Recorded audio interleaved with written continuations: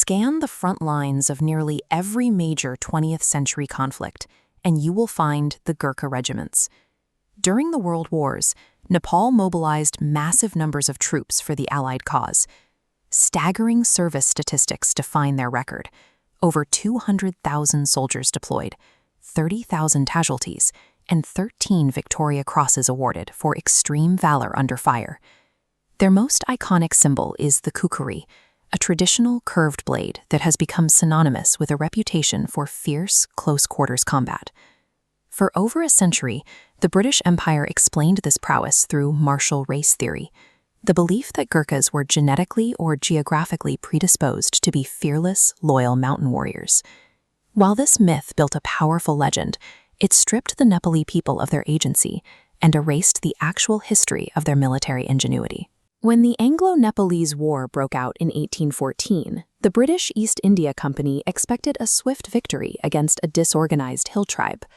British intelligence was quickly overwhelmed.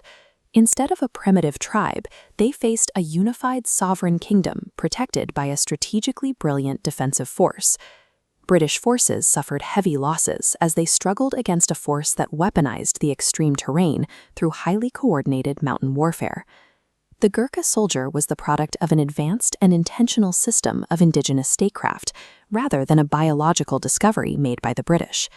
The true source code of this military force was the Dibya Upadesh, a foundational text from 1774 written by King Prithvinarayan Shah. Shah engineered a professional standing army built on pragmatic, adaptive realism. He understood that survival in the Himalayas required institutional discipline, not just tribal fierceness. He introduced the Pajani, a strict annual meritocracy review.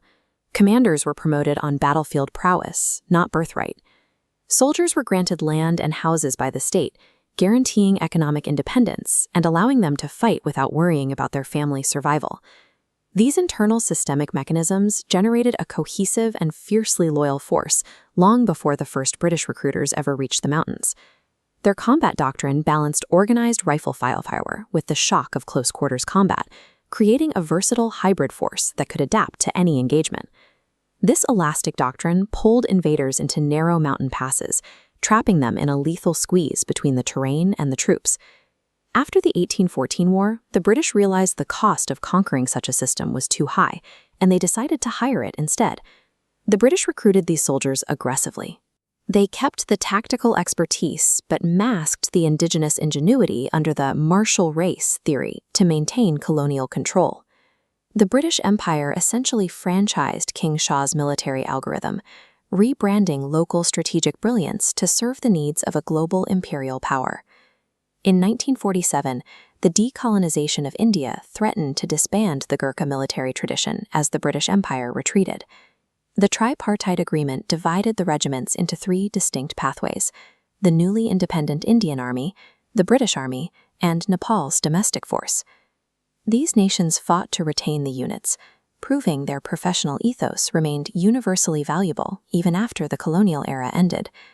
King Shah's design was resilient enough to transition from defending an 18th century hill kingdom to serving modern nuclear-armed nation-states. Today, Gurkhas continue to operate in elite combat and specialized roles, serving as a highly disciplined force across the globe. Their modern service is a complex reality, providing an economic lifeline for Nepali communities while remaining an echo of imperial history. Respecting the Gurkha soldier requires moving past the simplistic myth of the born warrior and acknowledging the systemic brilliance that created them.